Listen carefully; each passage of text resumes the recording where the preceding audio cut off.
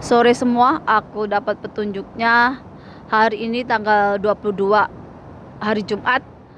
Tadi malam aku bermimpi aku mengalami tsunami sampai 3 kali, dan gak cuman aku ada beberapa dengan orang lainnya, dan dari kejauhan aku udah bisa lihat tsunami. Jadi di setiap jalan lurus itu ada tiang pancang besi menujam ke dasar bumi, dan kami itu selamat karena kami berpegangan di besi itu. Jadi ketika tsunami datang, ya kami berpegangan pada besi itu, dan sampai tsunami datang ke 3 kali. Dan mimpi bunga tidur, tapi biasanya saya itu jarang mimpi, dan setiap mimpi biasanya akan jadi kenyataan. Tapi karena ini tadi Tuhan, aku nggak tahu tsunami-nya bakalan terjadi di mana, di daerah mana, aku nggak bisa ngerti. Karena apa? Karena aku bukan Tuhan, aku hanya manusia biasa. Tapi ketika manusia itu meyakini dengan kekuasaan Tuhan, kita bisa melihat masa depan, atau ibaratnya kita dikasih kisi-kisi tentang masa depan. Dan karena kita itu tinggal di bumi, di atas tanah, ibaratnya kita dari bumi, dari tanah itu belajar tentang sejarah kehidupan yang apa aja yang ada di tanah itu, sejarah apa yang ada pernah hidup di situ. Jadi antara kita meyakini Tuhan dan antara kehidupan kita di dunia ini sinkron. Artinya apa? Artinya kegaiban dan kenyataan itu akan selaras. Dan karena saya orang Jawa, dan saya mewarisi apa yang leluhur saya punya, itu bukan karena saya itu dapatnya enak, enggak. Saya harus mengalami ujian kehidupan yang enggak enteng. Dan ini terjadi enggak cuma sama aku, sama orang lain yang dipilih leluhurnya untuk apa? Untuk meneruskan terah leluhurnya. Kalau dulu leluhurnya entah jadi orang yang nyembuhin, ya dia akan jadi orang yang bisa nyembuhin sekarang. Kalau leluhurnya dulu seorang penguasa, maka anak cucunya juga akan mengalami apa yang nenek moyang mereka alami. Tapi dengan apa? Dengan ujian dari Tuhan. Karena apa? Karena mereka dulu orang-orang pilihan Tuhan. Jadi kalau kita itu mau mendapatkan apa yang leluhur kita dapatkan, kita juga harus menyerahkan diri ke Tuhan. Harus lulus ujiannya dari Tuhan. Ujiannya apa? Penderitaan, kesengsaraan, apapun itu yang Tuhan kasih, kita harus bisa bersyukur. Kenapa? Karena di situ ada hikmahnya. Gimana kita itu mengalami penderitaan, jadi hati kita ini dilembutkan. Agar apa? Agar kita bisa merasakan penderitaan orang lain. Ini dari sisi batin kita yang feminim, yaitu apa? Empati. Bisa merasakan apa yang orang lain rasakan, bisa merasakan energi dari orang lain. Kita merasakan apa? Kepekaan batin. Agar apa? Agar kita ini enggak mati rasa, ataupun kita ini menjadi orang yang berdarah dingin. Orang kalau berdarah dingin udah jadi orang yang kejam. Kalau udah jadi orang yang kejam, akan menghalalkan segala cara untuk kepuasan nafsunya ini. Dan Tuhan itu akan memberikan kita kisi-kisi masa depan. Agar apa? Agar kita itu bisa memperbaiki diri. Karena apa? Karena Tuhan udah ngeliatin masa depan ke kita. Dan kita belajarnya dari mana? Dari bumi, dari ibu bumi. Kalau orang bule ngomongnya Mother Earth. Dan dari bumi ini kita belajar sejarah apa yang pernah terjadi, baik itu di dalam diri kita ataupun di dalam kita bernegara, berbangsa. Agar apa? Agar kita punya jati diri. agar kita mengenali leluhur kita, agar kita mengenali apa? Kehidupan. Biar kita bisa bersyukur sama Tuhan bahwa kita itu dianugerahi kelebihan. Walaupun orang Jawa itu pesek, pendek, ireng, tapi Allah itu memberikan kelebihan yang gak dipunyai oleh orang lain.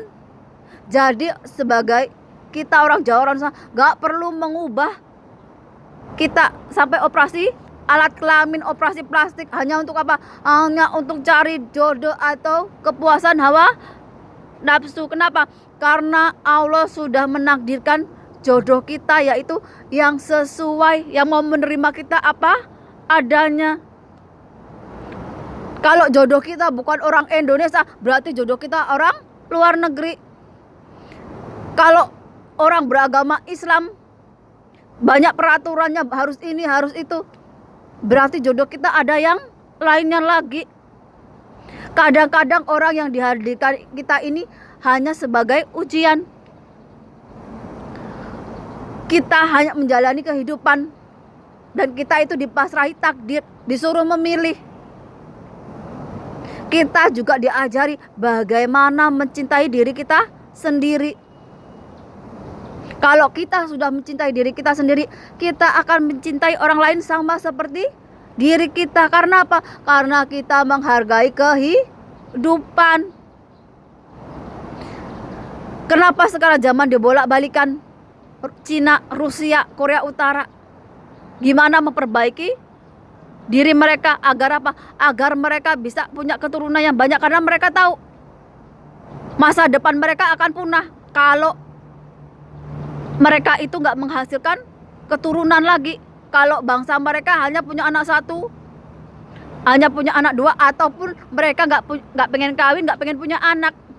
Itu karena apa? Karena kita modernisasi. Orang modern berpikiran bahwa anak menyusahkan, bahwa anak itu hanya membawa penderitaan. Ini yang salah dari orang zaman modern. Mereka nggak tahu 10 tahun yang akan datang atau 5 tahun yang akan datang, kemusnahan dari sebuah bangsa, dari sebuah suku akan terjadi ketika orang-orangnya itu hanya memikirkan hidupnya yang sekarang, tapi nggak mau memikirkan yang 5 tahun ke 10 tahun lagi. Ini juga terjadi di Indonesia. Mereka sekarang nggak seperti leluhurnya punya anak 6, 8, tapi hidupnya makmur. Kalau sekarang punya anak satu, itu pun dibantu dengan menghalalkan segala cara. Bahkan ada yang nggak pengen menikah atau nggak pengen punya anak. Karena apa? Karena mereka lebih mengejar karir. Ini mindset dan hati nurani dari bangsa kita yang udah jauh dari Tuhan. Belum yang jadi pekerja di luar negeri, bukannya tambah baik keluarganya, malah tambah berantakan. Karena apa? Ada yang selingkuh, ada yang menikah lagi. Ini kejelekan dari modern. Yang mereka anggap surga ternyata neraka, yang dianggap neraka ternyata surga. Karena apa? Karena mereka nggak bisa bersyukur. Indonesia dikasih tanah yang subur, hasil laut melimpah, mau tanam apa aja tumbuh. Tapi karena mereka nggak bisa bersyukur, lihat, mereka kalah dengan Malaysia, kalah dengan negara-negara yang lain. Sekarang jadi apa? Membangun pun harus ngutang dari luar negeri.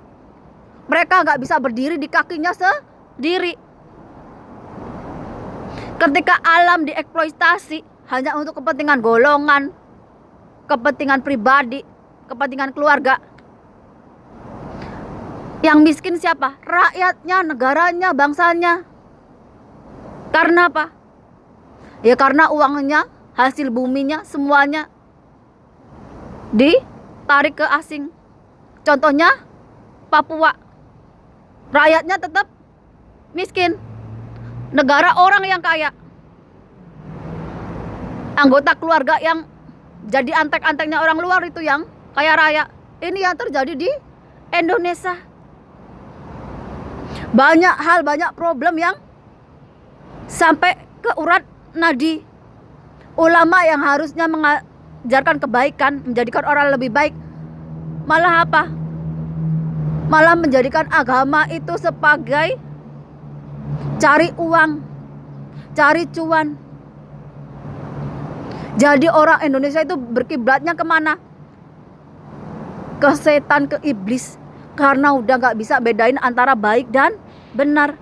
Udah gak bisa bedain mana yang halal dan mana yang enggak. Mereka udah gak kenal diri mereka sendiri, apalagi saudara mereka orang lain. Ini kenapa dikasih tiap hari bencana? Biar mikir. Cari uang 20 tahun, 30 tahun. Dalam semenit bisa hilang. Hitungan detik bisa hilang. Ketika Tuhan mendatangkan azab, mendatangkan bala bencana. Kenapa Allah ngasih bala bencana ataupun hukuman buat kita? Itu karena kita sendiri yang lupa sama Tuhan, lupa sama yang menciptakan kehidupan. Kita lupa menjaga tingkah laku kita. Kita lupa memanusiakan manusia. Kita lupa mengasihi makhluk Tuhan yang lainnya. Apa yang dilakukan orang Indonesia? Orang Indonesia sekarang menghujat rame-rame, berdoa bala bencana didatangkan ke Israel atau negara lainnya. Karena apa? Karena beda agama, beda prinsip. Mereka nggak tahu doa itu akan balik ke mereka sendiri. Karena apa? Karena perbuatan mereka aja nggak baik. Orang kalau udah perbuatan nggak baik, mendoain orang nggak baik, malah itu mental balik ke diri kita sendiri. Kalian boleh belajar dari bangsa lain, tapi ambil yang baik, ambil yang benar. Kalau kalian belajar dari Yaman, dari Syria, dari Iran, dari Arab, negara lainnya, boleh. Tapi ambil yang baik-baik. Sifat yang ganas-ganas itu jangan diambil. Karena apa? Karena kultur Indonesia itu nggak sama kayak Arab. Arab itu wataknya keras. Indonesia wataknya lembut. Kalau kalian bertemu orang Jawa, orang lembut-lembut, orang Nusantara yang sabar nerimo, kalian injak-injak, kalian pijak-pijak. Yang dikatain sesat lah, ya dikatain inilah, dikatain itulah. Ini udah berpuluh-puluh tahun, beratus-ratus tahun, beribu tahun kejadian ini terjadi. Ini yang disayangkan. Ceramah, pendidikan agama, pencerahan dari spiritual itu nggak mempan untuk mengubah mindset ataupun hati nurani orang-orang yang udah berdarah dingin, orang-orang yang nggak punya manusiawi, orang-orang yang nggak punya rasa. Jangankan welas asih, perasaan malu aja nggak ada. Boleh mengadopsi budaya orang lain, tapi lihat juga bangsa kita, bangsa ketimuran. Kalau orang lain cuma pakai celana dalam dan BH, masa iya kita bangsa timur mau ngikuti jejak yang seperti itu? Sedangkan apa? Orang Cina udah mulai belajar mengenali busana nenek moyangnya, hanfu, yang tertutup auratnya, tapi tetap elegan dan cantik. Kita juga punya adat budaya yang baik, yang menutup aurat, tapi tetap tidak meninggalkan adat budaya Nusantara. Ini yang gak bisa diubah dari Indonesia sekarang adalah apa? Pikiran yang sehat dan hati nurani. Ini yang hanya Tuhan yang mampu menggerakkan. Kenapa? Karena ketika Tuhan ngasih bencana, ngasih hukuman, atau ngasih apapun itu, kita baru ingat Tuhan. Kita baru sadar bahwa kita itu gak punya apa-apa. Kita hanya bisa pada takdir. pada Tuhan. Ini apalagi mau pemilu ini. Apa segala cara dilakukan. Tentara ataupun polisi yang seharusnya melindungi rakyat nantinya akan bermusuhan dengan rakyat. Karena apa? Karena itu alat negara. Ketika pemimpinnya itu nggak amanah, ketika pemimpinnya itu nggak adil, nggak bener, maka itu akan bertolak belakang dengan energi alam. Energi alam positif. Yang kalian lakukan adalah negatif. Yang kalian lakukan adalah apa? Kerusakan. Dari apa? Dari perbuatan kalian sendiri. Ini yang nantinya akan memantulkan ke diri kalian sendiri. Kalian kalau nggak bisa bersinergi dengan alam, dengan kehendak Tuhan, ya nggak bakalan selamat. Karena apa? Karena yang diadili itu adalah perbuatan kita, iman kita. Ini untuk yang mau Natal, bersabar. Ini ujian keimanan kalian. Kalau yang sekarang mau Natal, uangnya nggak cukup, apalagi ada yang curhat bahwa sejak 2019, sejak COVID, di PHK dan apa ibaratnya sebatang kara, dan apalagi kalian udah ngalamin yang namanya bullying, diskriminasi itu udah bertahun-tahun lamanya. Sabar, ini ujian dari Tuhan. Gak kira kamu agama apapun, yang kalian bisa lakukan adalah berdoa dan minta perlindungan dari Tuhan. Karena apa? Karena hanya iman dan keyakinan yang menyelamatkan, dan perbuatan kita juga yang menyelamatkan kita dari hukuman Tuhan. Dan kalau kita kemarin-kemarin itu masih suka membuli orang lain, menzolimi orang lain, dan suka menindas orang lain, entah itu karena agama, entah karena politik, entah karena kekuasaan, hati-hati. Apapun yang kamu lakukan, kalau itu kejahatan, akan kembali ke dirimu.